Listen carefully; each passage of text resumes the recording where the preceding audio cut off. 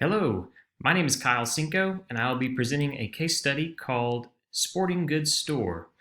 This is for my Management 5733 class called Leadership and Teamwork at a Midwestern State University.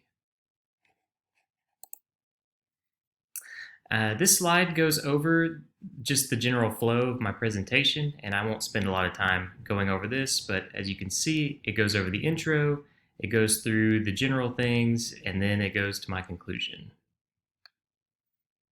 So our protagonist in this case study, his name is Bill Thompson. At the young age of 25 years old, Bill has been promoted to the position of store manager. This is a chain retail sporting goods store in Vermont. Brief history reveals that Bill has worked for the company for 4 years, of which 2 he spent as an assistant manager, which was in another store in Vermont. Bill has challenged himself to pull his new store out of its below average profit performance state and make it thrive under his new leadership. So what do we know so far? According to the case study, the store dynamics are set according to the headquarters specifications, including the prices of goods, any kinds of discounts, and the pay for employees. This type of pay is not very lucrative for entry-level jobs, so the turnover rate is very high. What do we know about Bill's authority from this case study is that his authority level is very limited. He is unable to suspend or fire employees without giving a strong reason to his regional manager. And the only way he can increase an employee's pay is indirectly through giving annual appraisals of their performance to corporate.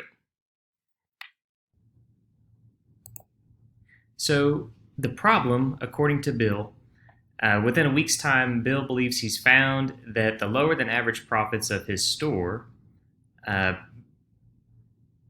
due to the fact that the winter supply section is not being adequately managed.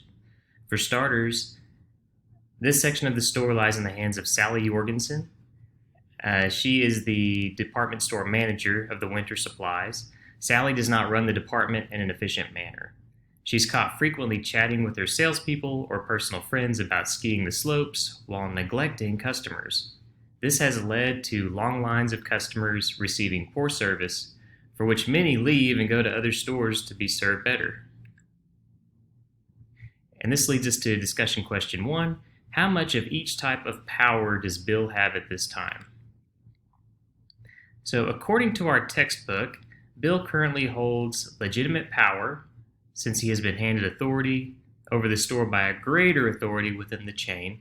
He also possesses informational power since he has direct access to performance analytics and in-depth information over how the store runs compared to his subordinates.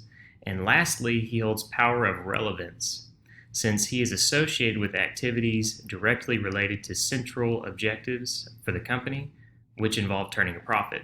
So due to that, the company has his back.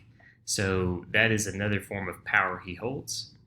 Potential powers that Bill could develop are referent powers and expert powers. So he can develop his referent power due to the ability to build rapport with his team. So, and he can also build expert power if he learns more about the different departments. He can become an expert in the skiing and the different winter sports section.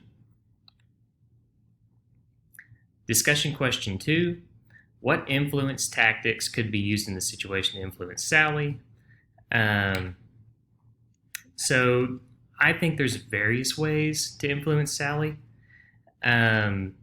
In this scenario, I try to keep in mind that Sally was placed as department manager before Bill ever arrived at this location. So she must have some inherent value to the company. I think it would be wise to learn what motivates Sally.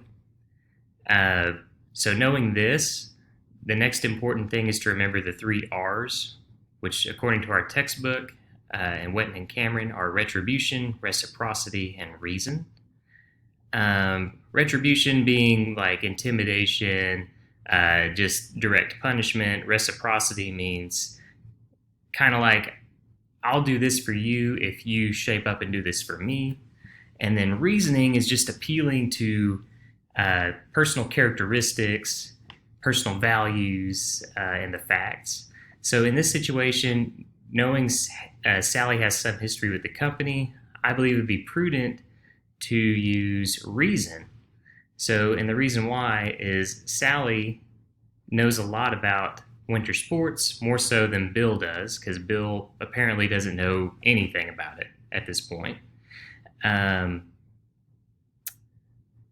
So I would probably appeal to Sally's character, her need for power, or her love for the winter sports, probably with a statement like, the winter sports department has the highest potential for earning substantial merit raises.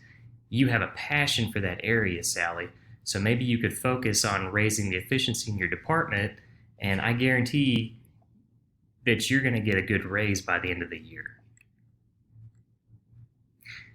Discussion question 3, what should Bill do to improve store performance? There's a few things Bill can do, judging from the case study. Obviously, the biggest issue would be the customer service concerns. So this would involve addressing bad behaviors by the employees and the reasons they need to improve. Bill will also need to address the inventory demands of the department, as well as learn about the products he's selling in order to teach any new hires, since there's such high turnover rate, in an efficient manner, how to help customers in the future. So he could also, keep popular items readily available, and just in general improve employee knowledge of products. Another thing he can do is reduce the expenses of the department, or really just the store in general. He needs to improve employee efficiency by making sure they know what they're doing, and he needs to reduce the employees taking excessive sick days by catching on to trends and making sure they don't exploit those sick days. And lastly, this is something I added. I think that he needs to, once he reshapes Sally and different employees to do the right thing, he needs to reinforce those good behaviors by rewarding the good behavior. And then something else he could do is create a career ladder opportunity, if corporate will let him, of course, but to ensure that his employees feel responsible, they feel adequate, and they feel like they're cared about. So give them opportunity to move upward, maybe have more responsibilities within each department, or just something to kind of motivate them. So in conclusion, it'll be important for Bill to utilize power dynamics to motivate his employees to do the right things.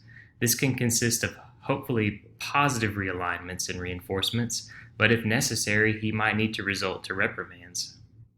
Paying close attention to details throughout the store will help Bill, in the long term, continue to find more areas to exploit greatness and achieve greater profits.